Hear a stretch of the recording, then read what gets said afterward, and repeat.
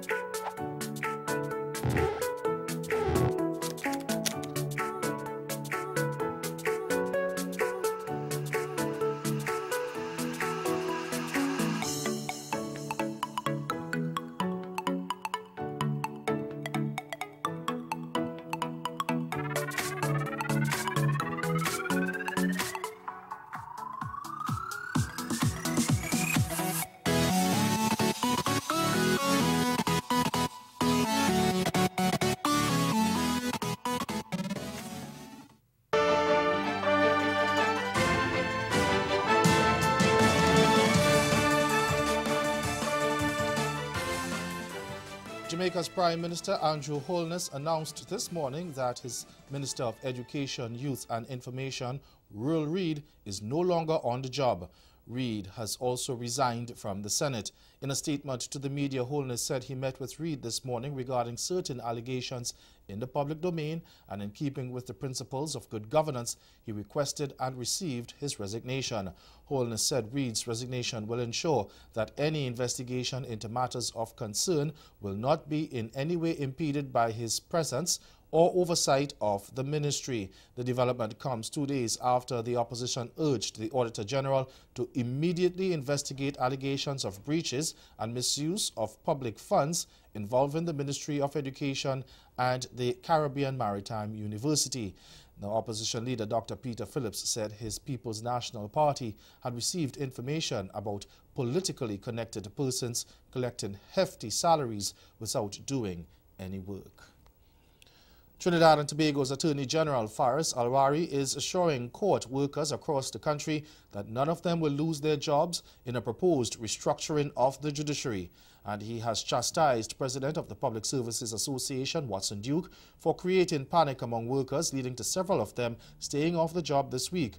Now, Duke on Monday and Tuesday led workers in what he called a holiday for justice, charging that their jobs were under threat as a result of the restructuring on September 1.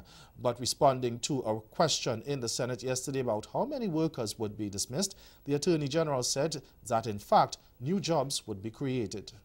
There is, in the expansion of the criminal division, the creation of a number of posts, employment opportunities, and a betterment for the citizens of Trinidad and Tobago in the arena that is the criminal justice arena. United States President Donald Trump will have talks with 4 CARICOM leaders on Friday.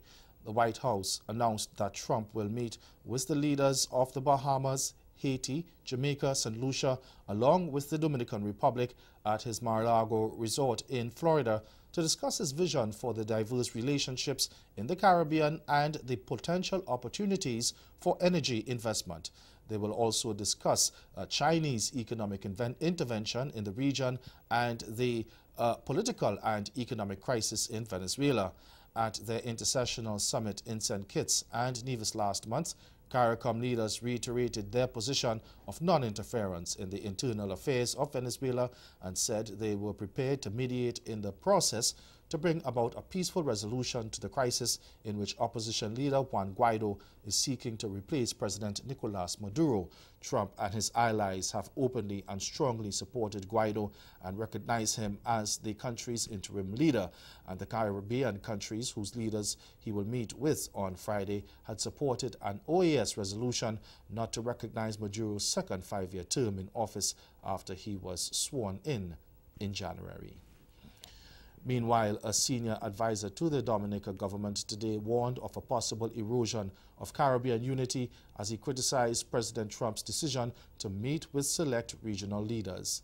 Senior counsel Anthony Astefan says while Trump is free to invite who he wants to a meeting, those invited must have the moral and political courage to indicate that they cannot speak for CARICOM. And stay with us, your Midday Sport is next. So we've added some vegetable oil here. And Molly is first going to add the onions here. So that's the curry paste now.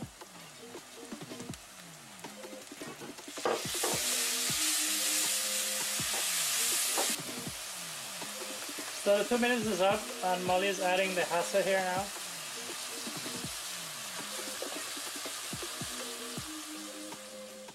The much anticipated visuals by the three collaboration is finally here.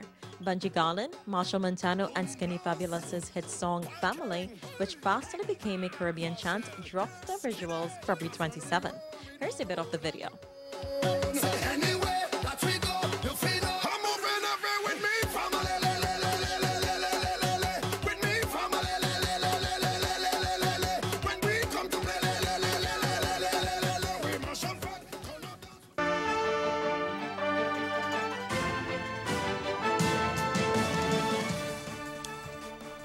Cricket West Indies presidential candidate Ricky Skerritt and running mate Dr. Kishore Shallow have received major endorsements from legends Clive Lloyd and Sir Andy Roberts in another major boost to the chances of toppling the Dave Cameron ticket at Sunday's elections in Jamaica.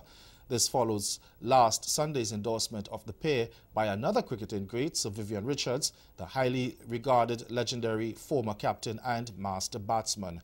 Now charging that West Indies cricket had undergone decimation during the Cameron administration, Lloyd yesterday contended that West Indies cricket was in need of a new direction and that Skerritt possessed all the qualities to take the game in the Caribbean forward. The outspoken Sir Andy Roberts, meanwhile, said Skerritt and Shallow had convinced him they would be unifying figures and would bring the change so badly required to halt the decline in West Indies cricket. The latest endorsements add to the groundswell of support for Skerritt and Shallow, who have already gotten the thumbs up from the St. Vincent and the Grenadines Prime Minister Dr. Ralph Gonsalves. But the pair will need to secure at least 7 of the 12 votes from the 6 territorial boards in order to prevent Cameron and Vice President Emmanuel Nansen from securing a 4th straight term. Already, Barbados, Guyana and the Windward Islands have signalled their support for the incumbents, while Trinidad and Tobago and Leeward Islands have backed the challengers. The Jamaica Cricket Association has said it will hear from both parties before making a decision on who to support. Over to football now. Veteran Jamaican international Wes Morgan has penned a new 1-year deal with Leicester City just days after scoring a dramatic late winner against Burnley in his 700th appearance in club football. The 35-year-old entered last Saturday's contest at Turf Moor with doubt over his future, especially with his contract due to expire in the summer. But the latest deal will now see him remain at the Midlands outfit until June 2020. Morgan, who played every minute of Leicester's extraordinary title-winning season in 2016, was benched following manager Brendan Rodgers' arrival 3 weeks ago, leading to speculation over his future.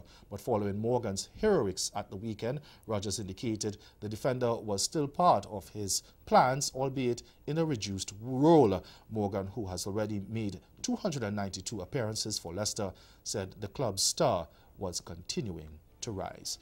That's Caribbean in 10. Join us again at 6:30 for Caribbean Newsline. Until then, good afternoon.